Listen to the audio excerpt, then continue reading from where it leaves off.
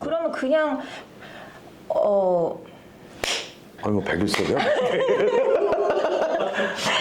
아니 갑자기 궁금해서 야 우지 마.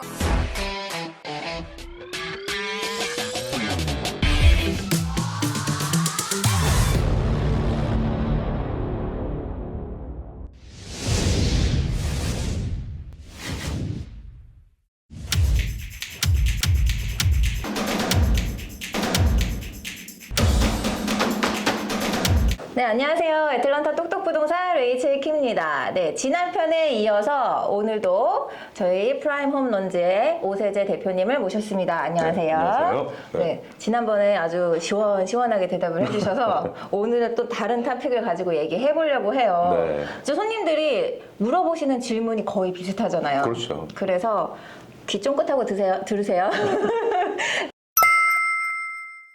집 살 때 이제 허드죠. 집 문서죠. 집 문서에 부부 이름을 같이 넣는 게 좋을까요? 아니면 혼자 넣는 게 좋을까요? 어떤 게 나아요? 하고 질문하시는 손님들 계세요. 굉장히 많으시죠. 네, 그거에 대한 혹시 장단점이 있을까요?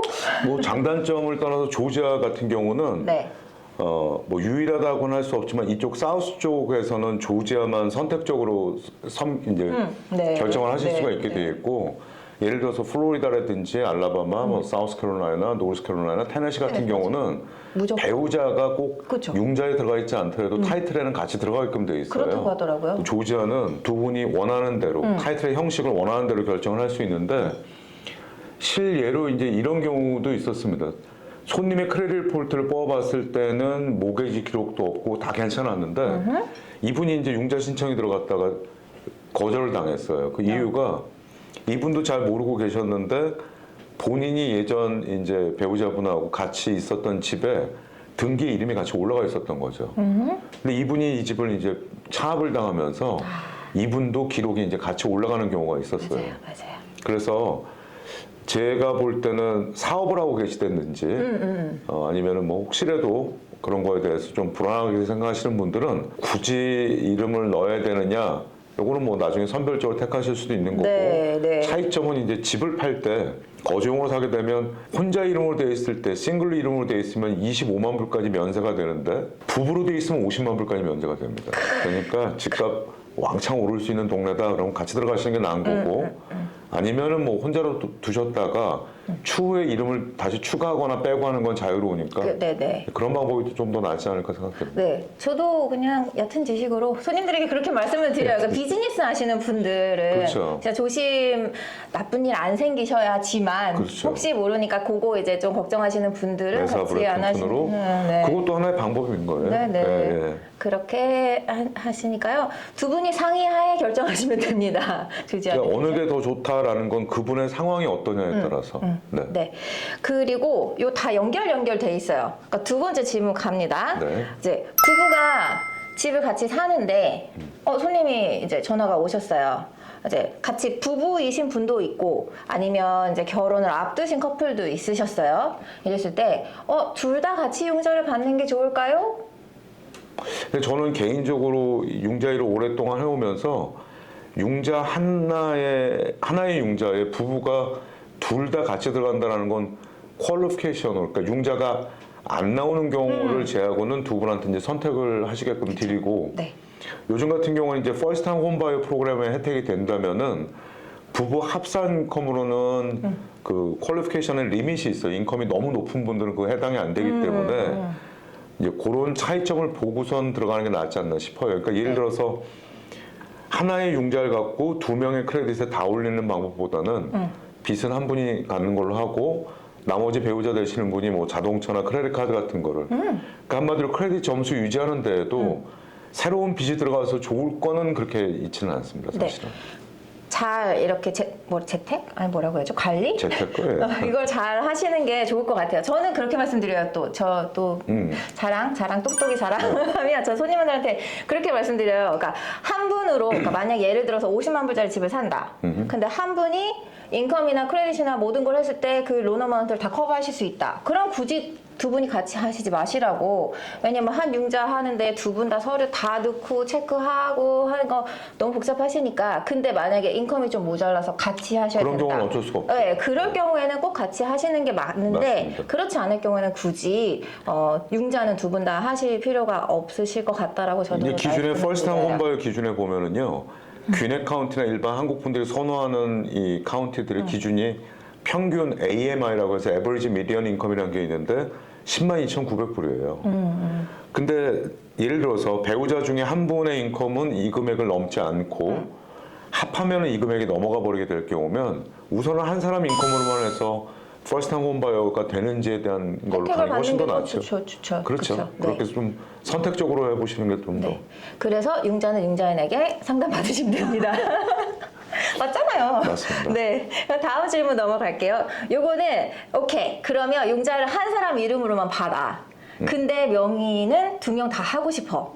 네. 그랬을 때 클로징 끝나고 퀵클레임 디드 하면 되잖아요. 네. 그죠? 그거는 이제 클로징 마치시고 그 클로징 변호사 사무실에서 서류 하나에다 사인만 하시면 되시는데 그거 할 때 주의점. 그러니까 퀵클레임을 할 때 만약에 배우자가 이제 나는 그러면 등기에만 사실 중요한 건 오너십이지 융자에 대한 분할이 아니거든요. 그러니까 네. 클로징하는 당일날 나도 이 집에 꼭 이름이 들어가고 싶다라고 한다면은 미리 클로징 전에 변호사분한테 요청을 해놓으면은 네. 이름이 들어갈 분의 인포메이션을 갖고 미리 준비를 해줍니다. 근데 이 퀵클레임 디드에서 사인을 하실 분은 이름이 들어가는 분이 사인하는 게 아니고 이미 타이틀에 있는 분이 나 이외에 딴 사람이 들어와 좋다라는 허락이죠. 허락을 해줘야 되는 거니까 네. 그분이 사인만 하시면 되니까 맞아요. 이름이 들어갈 분이 꼭 클로징에 참석하고 하실 필요는 없습니다. 그렇죠. 되게 간단해요. 근데 또 주의할 거, 그 융자 은행에서 무조건 100% 안 되는 경우도 있다고 하던데 다 되나요? 100% 무조건 아니 다 퀵클레임 디드는 상관이 없어요. 상관이 없어요. 어쩔 때는 제 경험은 그렇게 있었어요. 그러니까 은행에도 컨펌을 한번 받는 게 좋고, 그 다음에 변호사 사무실에서도 몰게지 컴퍼니에서 그걸 오케이를 했냐 이렇게 하는 경우도 있었었는데 그냥 물어본 거거든요. 네, 거기서 이거는 사실은 그냥 상관없답니다. 퀵클레임 죄송합니다. 디드는 배우자만 들어갈 수 있는 건 아니에요. 뭐 자제분이 됐던 부모님이 됐던 네. 뭐 남이라도 먼저 등기에 있는 사람이 오케이 나 말고도 이 집 등기에 누구 들어와도 좋다라고 동의를 해주는 거기 때문에 네네. 이게 꼭 어떤 특수관계나 그다음에 꼭 가족관계 아니더라도 이름은 들어갈 수가 있게 됩니다. 네, 이름 넣으시는 거 어렵지 않으십니다. 클로징 하시고 그날 당일에 바로 이제 집을 구입하시는 분이 서류에 이제 변호사 분께서 준비해 주신 서류에 사인 하나만 하시면 다른 분 이제 명의를 같이 명의를 올리실 수 있으십니다. 그러니까 이게 제일 좋은 방법이에요. 융자는 배우자 중에 한 분 이름으로만 가서 그 융자에 대한 책임 그리고 크레딧 관리 여러 가지를 볼 때 한 사람 이름 소유권에 대한 거는 부부가 50대 50 이렇게 하면 나중에 뭐 양도세에 대한 것도 많이 면제받을 수 있고 네, 네. 오케이. 나머지 한 분이 혼자 처리하거나 이런 일은 당연히 나올 수 있고 못해. 한 분 올리면 절대 나 몰래 혼자 팔 수 없어요. 그거 이게 신중하게 결정하세요. 맞죠? 그러니까 이게 디드에 대해서 한 번 더 말씀을 드리면 융자를 받으신 분의 이름은 원래 타이틀에서 뺄 수가 없게 되어 있습니다. 네. 하지만 퀵클레임 디드로 들어온 분은 인앤아웃을 자유롭게 하실 수 있습니다. 네. 요거 융자 질문은 아닌데 변호사님한테 물어봐야 되나? 그 캐시로 사신 분 있잖아요. 네네네. 캐시로 샀어요, 제가. 네. 근데 사장님 제가 이름 넣어드릴게요 하고 넣었어.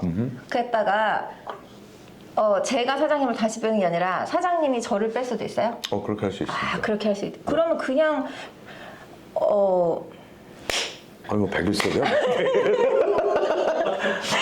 아니 갑자기 궁금했어. 오야 그러면 그거는 이제 매매 아니고 그냥 트랜스퍼도 되는 거네요. 그렇습니다. 그렇게 하면. 네. 그러면 뭐 세금이나 뭐 이런 게 없겠네?